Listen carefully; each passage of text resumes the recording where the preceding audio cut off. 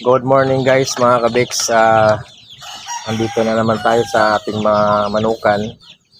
At ayan mga kabiks, makikita nyo ang aking 1-month-old na mga sisiw. So ayan sila, nakadungaw na naman sa kulungan nila. Inaabangan na nila ako. So ganyan yung ginagawa nila mga kabiks tuwing umaga. Habang iniintay nila yung pagkain nila, ayan, nakadungaw sila sa butas ng kulungan nila. Ayan, inaantay nila akong dumating. Ayan mga kabiks. So, diba? Ang cute nila, diba? Inaabangan nila ako.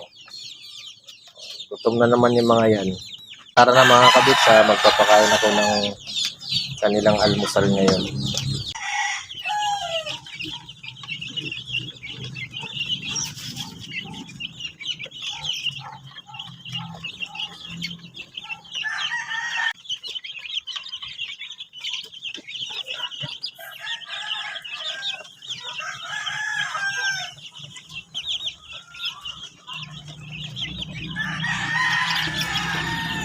Ito naman yung 2 weeks old ko mga kabiks. Ayan, babang na rin sila. Ayan. Ayan. Mga batik-tik, tik-tik-tik. Ayan mga kabiks, lusog-lusog niyan. Ayan sila. Mix na nga pala sila ng Rhode Island Red, Black Australorp, tsaka Isa Brown. Ito yung huling dalawang pinapisa ko na mga itlog. Sila. Malaki na sila. Kaya lumalakas na din kumain. So ito naman sila mga kabits. Ito naman yung 3 linggo na. Ayan sila. 3 weeks na sila. Palaki na ng palaki din.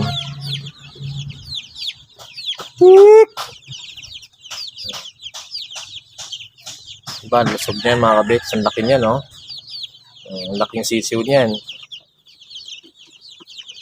Ngayong umaga, magbibigay ako ng pagkain nila, almusal nila. At saka magre-refill tayo ng kanilang tubig inumin. Ayan, wala, konti na lang yung laman. Pero bago pa natin palitan ng kanilang tubig inumin, uhugasan muna natin yung mga lagayan nila ng tubig. Yung kanilang waterer. Para maging malinis. So tuwing umaga nililinis po yung kanilang lagayan ng tubig at saka yung kanilang lagayan ng pagkain ng batuka. So yun lang muna mga kabiks. Happy farming.